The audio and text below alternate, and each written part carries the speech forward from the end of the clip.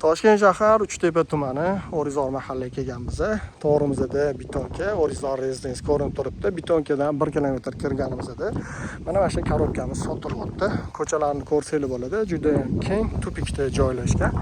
Zahvatlardan tashqari yo'limizning o'zi 6 metr egalikda. Xo'sh, korobkamiz 2,6 sotixdan iborat. Ko'chasiga bemalol ikkita mashina sig'adi. Zeleniy zonalar archa ekib qo'ysangiz juda ham chiroyli vid beradi.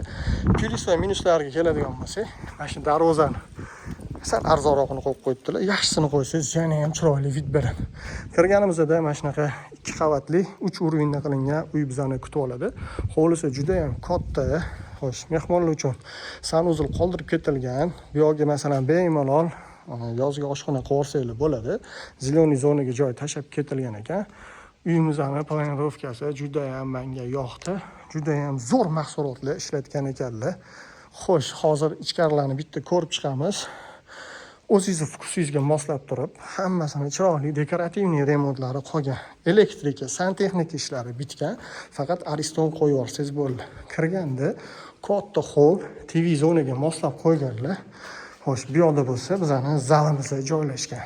Menga eng yoqqani zal kirishga yaqinroq bo'lgan joyda joylashgani.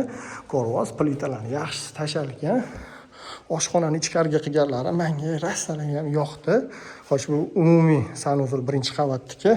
Podolimiz 60% bo'ladi. Mana shu zinadan bu yog'i podol qilingan ekan. 2,6 sotuv 5 ta xonadan iborat. Mana kuxnyamiz.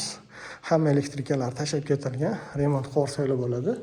Bu 1-qavatdagi spalniy sanuzli, kattagina spalniy. Orqada havo aylanish uchun joy tashab ketishgan.